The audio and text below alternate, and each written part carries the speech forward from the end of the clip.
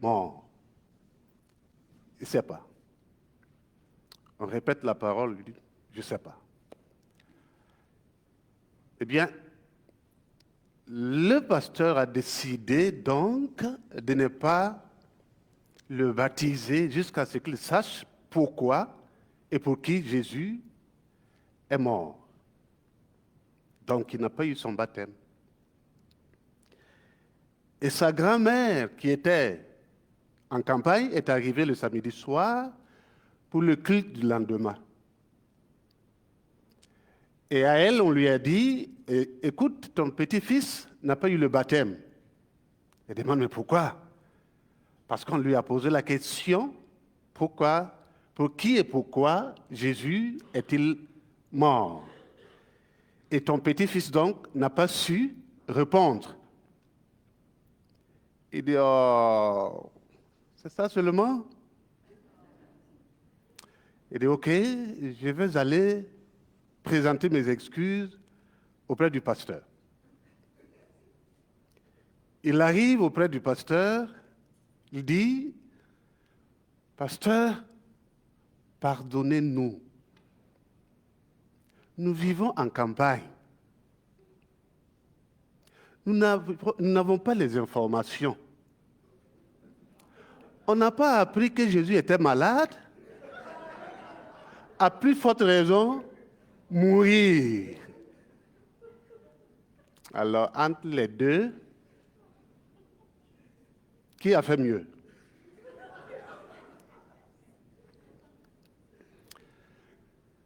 Vous comprenez que quand on ne connaît pas celui qu'on suit, notre foi prend un coup dur.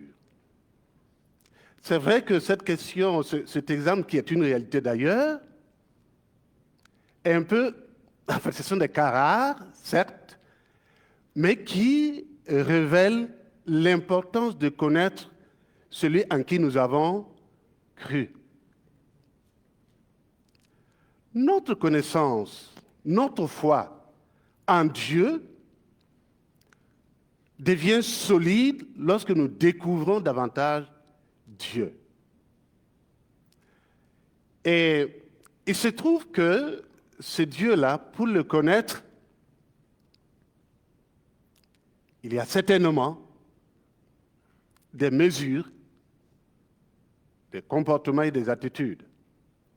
Lisons le passage, les deux passages que j'ai sélectionnés. Le premier, c'est dans Osée 6, où il est dit « Car j'aime la piété et non le sacrifice, et la connaissance de Dieu plus que les holocaustes. » Et le deuxième passage, se trouve dans Jean 8,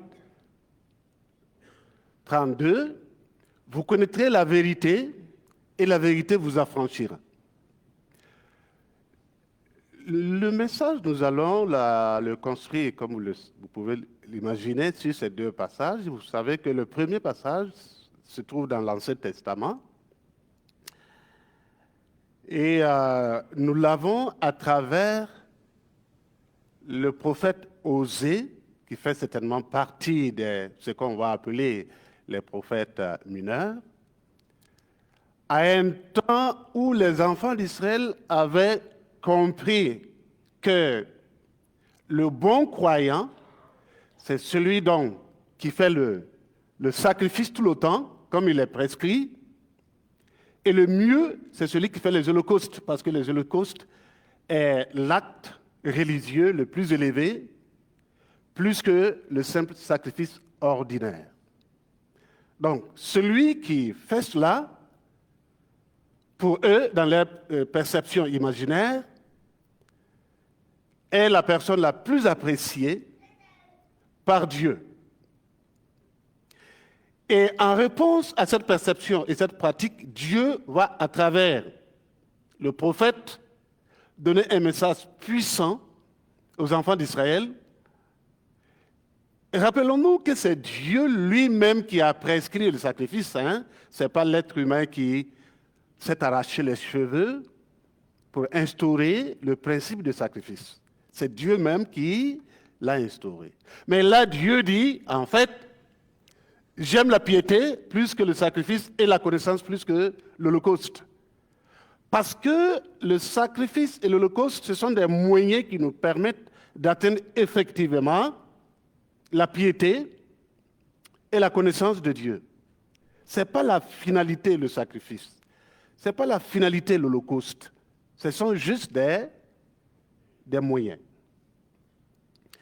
Mais là, les enfants d'Israël vont transformer le moyen en finalité. C'est comme quelqu'un qui a beaucoup de béliers et qui dit, autant que j'en aurai, je peux pécher sans problème, puisque je vais offrir le sacrifice. Il suffit donc de pécher, et puis le lendemain, je trimballe un gros bélier à l'autel du Seigneur, dit, ben, j'ai péché, c'est vrai, mais tu vois, le bélier, il est quand même gros, donc tu peux me pardonner. Ce n'est pas ça ce que Dieu vise à travers le sacrifice.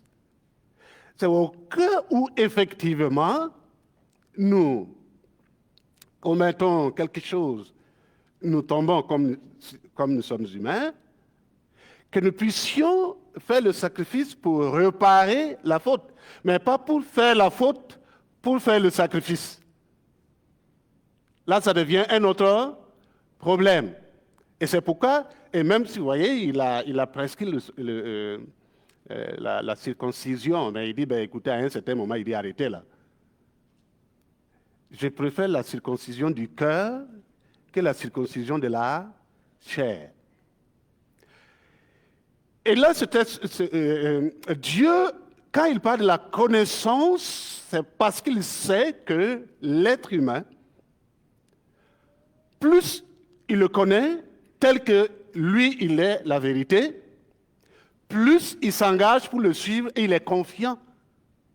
Et sa foi est solide. C'est pourquoi il demande que nous le connaissions.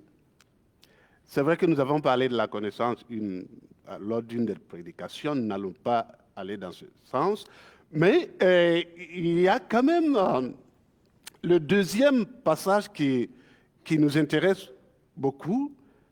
Là, Jésus dit, là c'est Jésus qui parle maintenant, que vous connaîtrez la vérité, on a là encore la connaissance, et la vérité vous affranchira.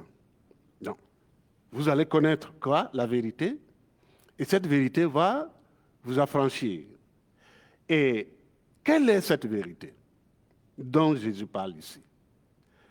La vérité, on peut le comprendre, selon Jésus, en deux aspects. Le premier aspect, c'est la conformité de l'énoncé à la réalité. C'est-à-dire, moi je dis qu'un tel était au McDo hier matin, n'est-ce pas? Ça, c'est l'énoncé. Mais est-ce que cet énoncé-là correspond à ce que est l'événement, au fait réel? Est-ce qu'un tel était effectivement au McDo hier matin?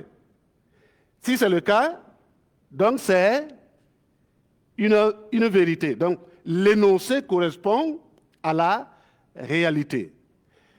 Il se trouve que dans le cas de la Bible, cet énoncé et cette réalité, c'est ce que Dieu dit. Qu'est-ce que la Bible dit? Est-ce que la Bible dit vrai? Ce qu'elle dit est exact? Ça correspond à la vérité? Ou il y a encore quelque chose qu'il faut aller chercher et rectifier? Donc c'est la vérité. C'est le premier aspect de la vérité. La parole. La parole parlée. La parole dite. La parole prononcée. La parole proférée. Qu'est-ce que cette parole représente pour nous? Est-ce que ça correspond à la réalité? Par exemple, si moi je lis la parole de Dieu et qu'elle me déclare un certain nombre de choses, faut-il aller vérifier si c'est vrai ou faux? Et si c'est vrai, qu'est-ce que je fais de cette vérité? Donc, l'énoncé est là. Si la parole de Dieu dit qu'il y a paradis, est-ce que j'ai besoin d'aller vérifier s'il y a paradis avant de revenir? Sinon, je vais y rester. Et si la parole de Dieu dit qu'il y a l'enfer, Faut-il aller vérifier? En tout cas, je ne suis pas candidat. Mais je crois que c'est vrai parce que la parole de Dieu dit vrai. Ça, c'est le premier aspect. Le deuxième aspect, c'est la vérité ici, selon Dieu, Jésus, est personnifiée. C'est-à-dire c'est lui-même qui est la vérité. Parce que Jésus est la vérité. Tel qu'il dit de lui-même, c'est vrai. Tel qu'il il se présente, c'est vrai. Tel qu'il dit de Dieu, c'est vrai. Parce que personne n'est descendu de Dieu pour nous en parler, mais lui, au moins, il dit qu'il est sorti de Dieu. Donc, ce qu'il dit, c'est vrai. Donc, il est la vérité. Et il dit maintenant que lorsqu'on connaît qui il est en réalité, c'est-à-dire qui est cette vérité, qui est Jésus, à partir de ce moment, il y aura une liberté. La vérité vous affranchira. Affranchira de quoi? Certainement de la servitude morale auquel nous sommes assujettis très souvent, libérés de certaines perceptions qui peuvent évidemment corrompre un peu notre élan de foi, libérés par ce que Paul va appeler des forteresses idéologiques qui nous habitent par moments et qui peuvent nous déranger, libérés par notre incrédulité, libérés par notre faiblesse et libérés par beaucoup d'autres choses. Parce que quand on connaît cette vérité, on ne peut pas rester tel parce qu'elle a une force qui travaille en nous. Mais comment connaître cette vérité? C'est ça maintenant, à ce niveau, que le problème se pose. Comment la connaître? Parce que comme vous le savez, connaître Dieu n'est pas seulement le fait d'aller étudier un sujet, un objet, faire la recherche, dire j'ai étudié, je comprends, je connais très bien cela. Non, nous ne pouvons pas, étant humains, dans notre limite humaine, connaître Dieu comme il se doit. Il faut y ajouter dans cette connaissance la notion de la révélation. Mais qui révèle qui? Il faut que Dieu se révèle à nous. Par exemple, en étudiant la parole de Dieu, on peut avoir la révélation de Dieu, n'est-ce pas?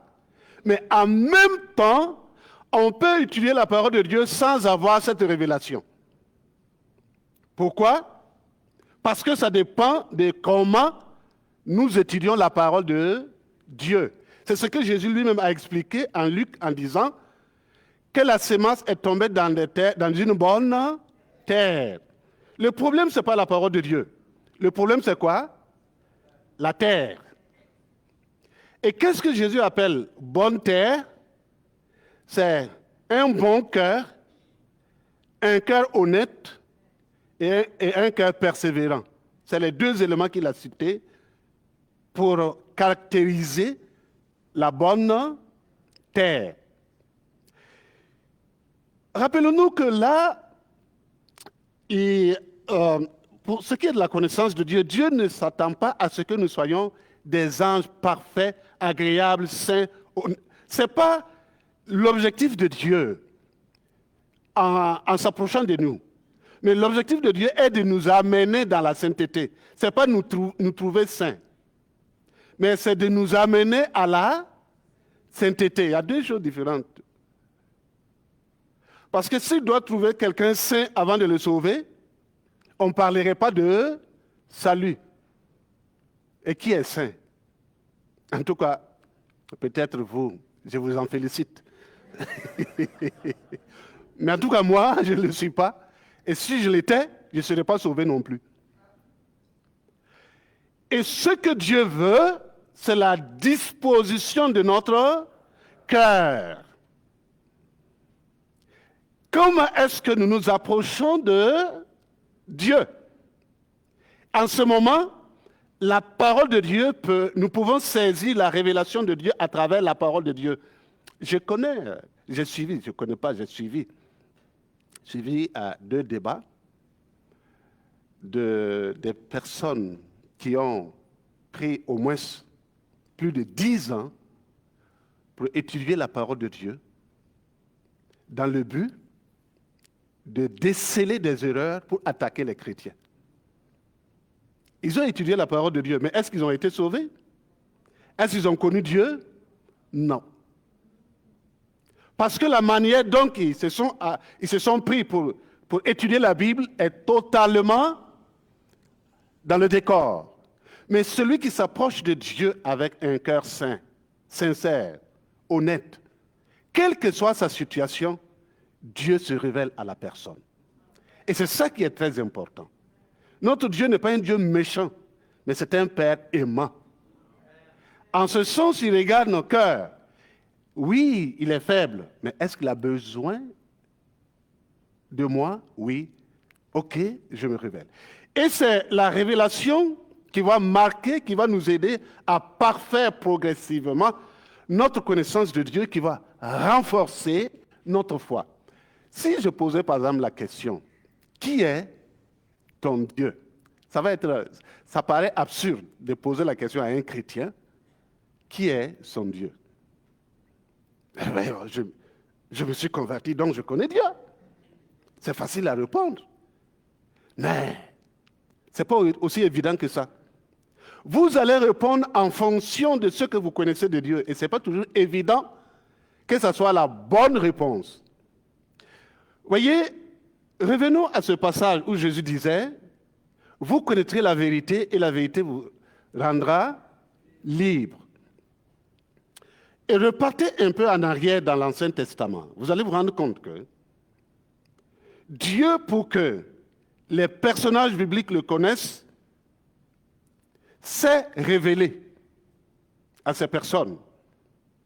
C'est vrai qu'aujourd'hui, nous n'avons pas forcément besoin qu'un âge vienne nous parler, dire « Oui, je suis mort, écoute, je te parle. » Non, on a la parole de Dieu largement suffisante. Même si un âge vient me parler, je vais comparer sa parole à la parole de Dieu. Ça, c'est au moins clair. Mais néanmoins, je vais être honnête, je serais quand même content qu'un âge vienne me parler. Qui n'aimerait pas dire que hier soir, quand je venais, il y a un âge qui est venu me parler, ça fait spirituel. Mais ce n'est pas évident non plus. Mais en tout cas, celui qui a ça, on va le féliciter. Mais regardez ce qui va se passer. J'ai sélectionné seulement quelques cas, ce n'est pas exhaustif, où Dieu s'est révélé et les personnages bibliques ont connu Dieu à travers cette révélation. C'est-à-dire que à chaque fois qu'un personnage de la parole de Dieu est présenté, rapporté à une position particulière de sa relation avec Dieu, essayez de regarder un peu, vous allez voir qu'il y a eu une révélation de Dieu à l'égard de cette personne, un aspect de son portrait qui a été révélé, et la personne s'est agrippée à ça pour développer sa foi. Quand vous prenez par exemple le cas d'Adam et Ève, Dieu va là se présenter comme étant le Dieu créateur. Et quand vous lisez l'histoire de nos ancêtres, on se rend compte effectivement que Dieu a joué son rôle de créateur, et là, il est vraiment créateur. Ce n'est pas un fabricant. Il ne fabrique pas les choses. Il crée les choses. Et il crée à partir du néant. C'est ça qu'on appelle créateur. Quand vous prenez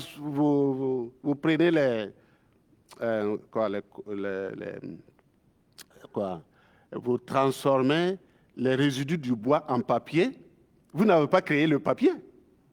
Vous l'avez transformé. Mais Dieu, lui, il crée. Et c'est ça la particularité du créateur Dieu. Il crée. D'abord, lui-même, il n'a pas été créé, donc incréé. Et il crée à partir du néant.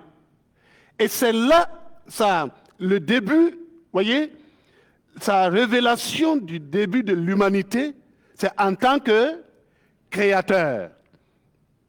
Mais si moi, je connais ce Dieu en tant que créateur, ce qui veut dire que dans une situation, même s'il n'y a pas d'issue, celui qui crée à partir du néant, s'il s'en mêle, il peut trouver de solutions. Voilà comment il se présente, voilà comment Adam va le connaître. Après Adam, nous avons Noé. Et là, comment il va se présenter à Noé? Il va se présenter à Noé comme étant celui qui sauve. Et qui sauve ceux qui restent fidèles à ses principes. Oui, il sauve même, comme le disait tantôt, vous prenez le cas de Paul, il n'a pas toujours été, avant sa conversion, il n'était pas fidèle à Dieu dans le principe du Nouveau Testament, mais il a été sauvé de façon spéciale. Mais là, Dieu prouve qu'il sauve. Et quand vous voyez le contexte dans lequel il s'est révélé, Noé, qui sort du déluge, lui seul avec sa famille, et toute l'humanité inondée, périt, on comprend de quoi Dieu est capable quand on parle de sauver. Et là, on a encore un autre, là c'est Abraham. Il va se présenter à Abraham comme étant le Dieu de promesses. Et lui, il promet en fonction de sa puissance et de sa capacité de créer. C'est une promesse qui défie la logique et la nature. Il ne promet pas à un certain moment et puis il dit, écoutez, c'est vrai, j'avais dit, mais je n'avais pas pensé à tel aspect.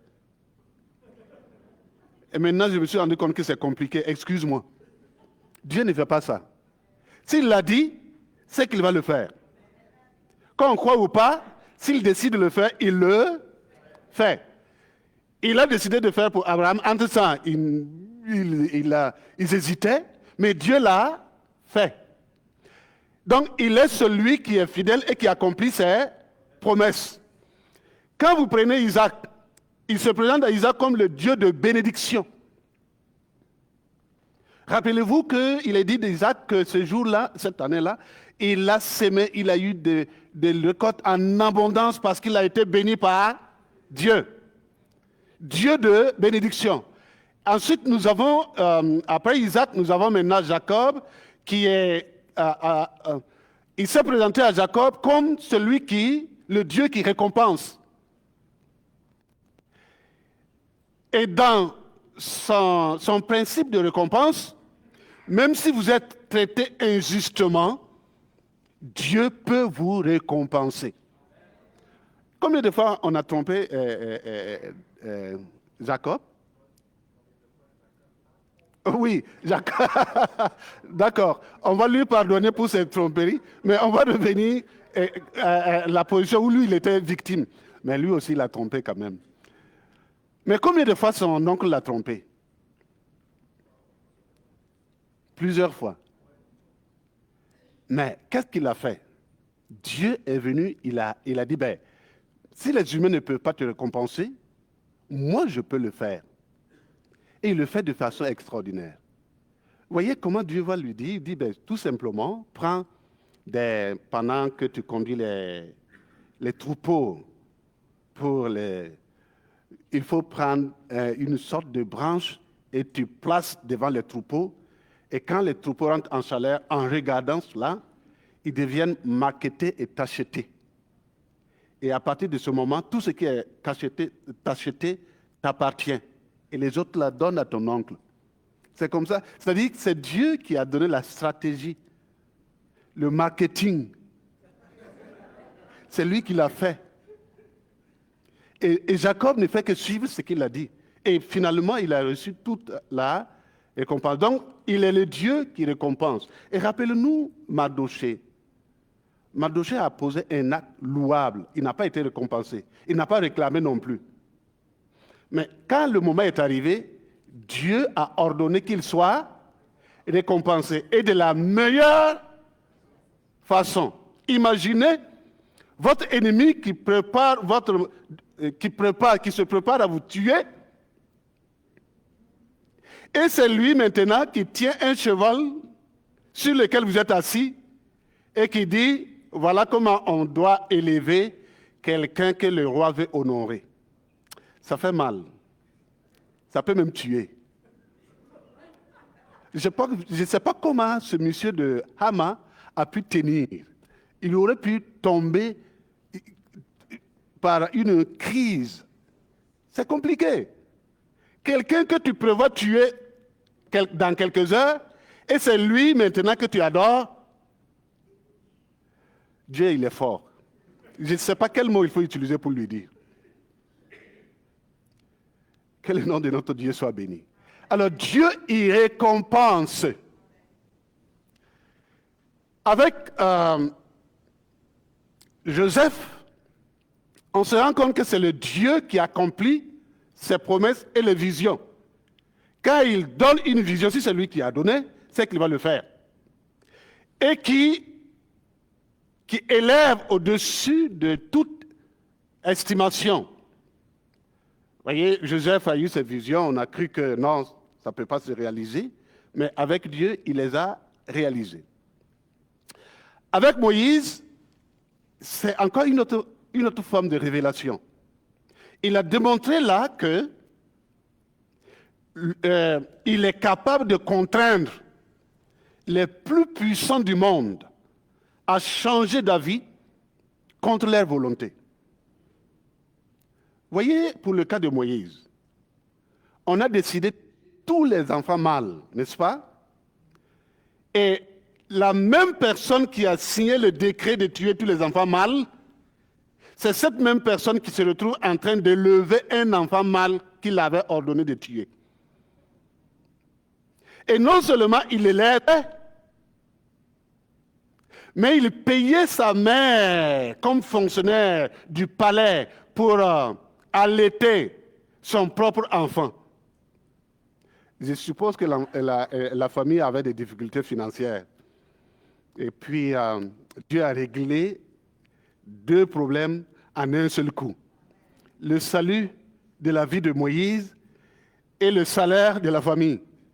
Parce que si le roi vous donne un salaire par mois, ce n'est pas un salaire minable. Donc, si ce n'est pas Dieu, qui peut faire ça? Avec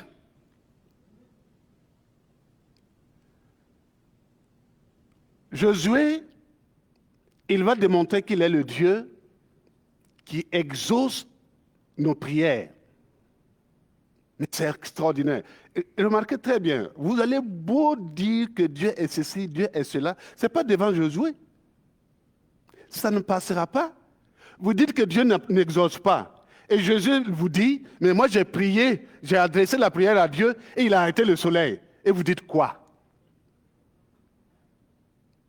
Mais c'est ça la réalité, c'est ça l'expérience dans la connaissance, la révélation. Donc, il est le Dieu qui exauce jusqu'à arrêter l'atmosphère pour signifier sa capacité d'exaucer. Jusqu'où il peut exaucer un être humain. Le Dieu qui exauce. Avec Samson, il va se présenter comme le Dieu vainqueur. Le Dieu vainqueur parce que il va utiliser une seule personne pour tuer 1000 personnes. Et quand on a dit qu'il a pris juste une mâchoire d'un âne pour tuer 1000 personnes, on se demande mais comment il a fait? Est-ce que c'est humain ça? Est-ce qu'un être humain avec une mâchoire peut tuer 1000 personnes? Je ne sais pas, chacun de nous a eu cette mauvaise expérience quand on était enfant, et vous vous retrouvez avec 2 ou 3 personnes qui se battent contre vous. Vous avez eu chaud ce jour-là. En tout cas, j'en ai eu chaud. Et je courais même, parce qu'il y a plusieurs personnes qui voulaient finir avec moi. Et là, on parle de 1000 personnes, une seule personne. Si ce n'est pas Dieu. Donc, le Dieu de victoire. Avec Ruth, il va se présenter comme étant le Dieu qui pourvoit à nos besoins. La même chose c'était le cas avec Abraham. Mais là, avec le cas de Ruth, devient assez particulier. Il va pourvoir aux besoins de Ruth en plusieurs cas, en termes d'aliments, de nourriture, parce qu'il n'en avait pas, mais en termes de mariage. Elle qui n'espérait pas, même si elle espérait un mariage, ce n'est pas le cas avec Boaz, parce que le statut social de Boaz était assez particulier. Donc, il ne rêvait pas. Mais Dieu avait prévu cela. Donc, c'est celui qui pourvoit à nos besoins. Avec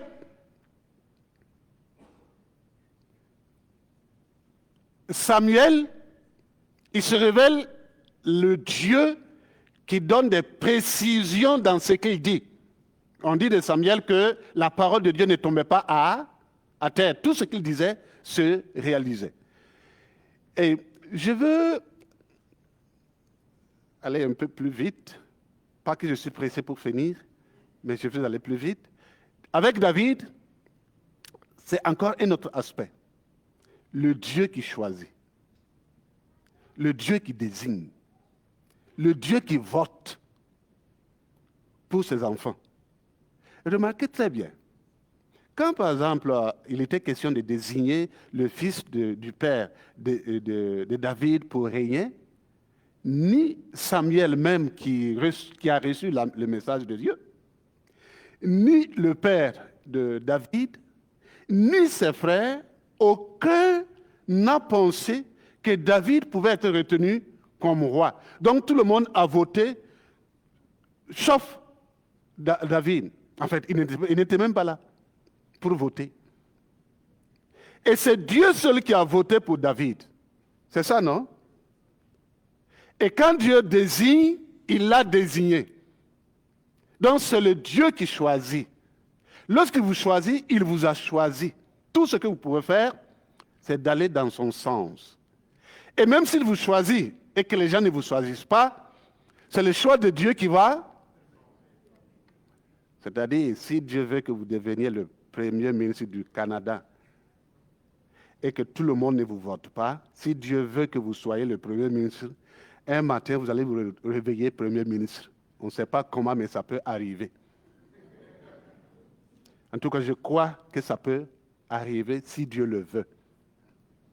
Parce qu'il l'a fait par et il peut le faire aussi, mais certainement que nous n'allons jamais prier comme ça, on ne va pas prier que, voilà, Dieu, ramène-moi établi, ou ramène, je ne vais pas donner de nom, hein, établi comme premier ministre. Mais je dis, si c'est la décision de Dieu,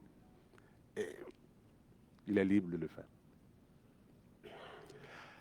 Alors, avec Salomon, il va se révéler comme le Dieu qui exauce, mais cette fois-ci, au-delà de ce que nous demandons. Salomon a demandé juste de la sagesse. Et qu'est-ce qu'il lui a donné? Richesse, gloire, sagesse et tout ce que Salomon n'avait pas pensé. Donc, ce sont des révélations Avec Daniel, il va se révéler le Dieu qui donne de la supériorité. Daniel est arrivé et à la fin de leur apprentissage, il était 10 fois plus intelligent que les gens de son âge. Alors, reprenons ça simplement, contexte québécois. Quelqu'un qui est 10 fois plus, le niveau est 10 fois plus élevé que les gens de son. C'est-à-dire que, prenons quelqu'un qui est parti au secondaire, non, au primaire. Primaire, on finit le primaire en 6 ans, n'est-ce pas? 6 ans. Donc, vous avez 6 ans primaire et 4 ans secondaire. Oui, mais le cas de Daniel, c'est 4 plus... c'est 4 plus 6. Ça fait quoi? 10. Donc, c'est-à-dire que le petit est arrivé en primaire, première année, et du coup, il avait le niveau de secondaire 4. alors qu'il n'était pas supposé avoir cette connaissance. Ou alors, reprenons ça autrement. C'est quelqu'un qui arrive à l'université pour faire le bac, première année, et tout d'un coup, il a le niveau d'un post-doctorat. C'est ce qui s'est passé avec Daniel. Donc, il a privilégié tout le monde. Et là, c'est Dieu qui donne cela. Et non seulement Dieu est un Dieu de supériorité, mais il s'est révélé à Daniel comme étant un Dieu de protection. Comment pouvons-nous expliquer qu'on affame des lions pendant des jours qui sont prêts à dévorer tout ce qui bouge et on jette un humain et ces lions viennent caresser tout simplement et affectueusement Daniel? Parfois j'imagine un peu, je dis, mais peut-être que les lions ont eu le temps de sourire à Daniel. Mais alors qu'on ne peut pas faire la différence entre le sourire d'un lion et sa colère. Tout est dents qui sort et puis c'est compliqué. Mais Daniel passe un bon moment en compagnie des lions et j'imagine que quand il avait besoin, je ne dis pas que ça s'est passé comme ça, j'imagine.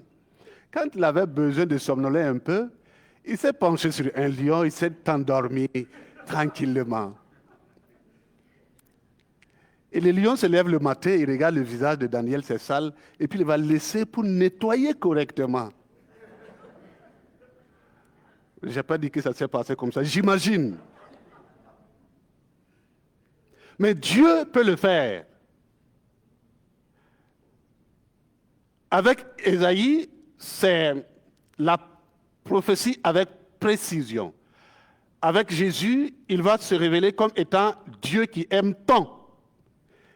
Le montant est mis pour que nous ne puissions pas mesurer le degré, la densité de l'amour que Dieu manifeste à l'égard donc de son peuple. Avec l'apôtre Pierre, il va se révéler comme le Dieu qui libère de la prison. Quelle que soit la prison dans laquelle nous nous trouvons, Dieu peut nous en délivrer. Avec Paul, et Dieu va monter celui qui pardonne au péché, le plus grand péché au monde, Dieu est capable de pardonner à cette personne. Avec Lazare, il va se présenter comme le Dieu qui ressuscite. Il peut ressusciter spirituellement, physiquement, moralement. Dans tous les domaines, si vous êtes mort, Dieu peut vous ressusciter. Que retenir de tout ce qu'on a dit? Il est le Dieu créateur. Il est le Dieu qui sauve. Il est le Dieu qui tient promesses et alliances. Il est le Dieu de bénédiction. Il est le Dieu de récompense. Il est le Dieu qui accomplit des visions qu'il a données. Lui a donné. Dieu qui contraint les grands du monde à exécuter les choses contrairement à leurs propres décisions. Il est le Dieu qui exauce. Il est le Dieu de victoire. Il est... non, pourquoi? J'ai sauté quelque chose. Il est le Dieu qui pourvoit aux besoins. Il est le Dieu qui parle avec précision. Il est le Dieu qui choisit. Il est le Dieu qui exauce au-delà donc de nos attentes. Dieu qui donne la supériorité. Dieu qui purifie et qui sanctifie. Dieu qui a tant aimé le monde. Dieu qui délivre, qui pardonne et qui ressuscite.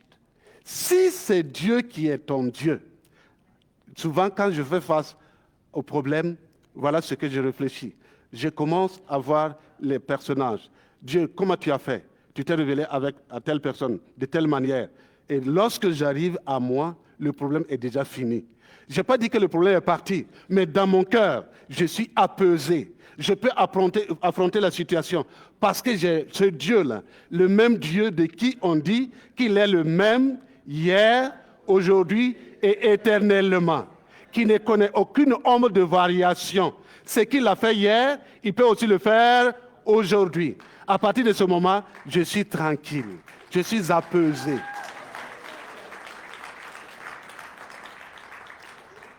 Je reviens alors à la question, qui est ton Dieu?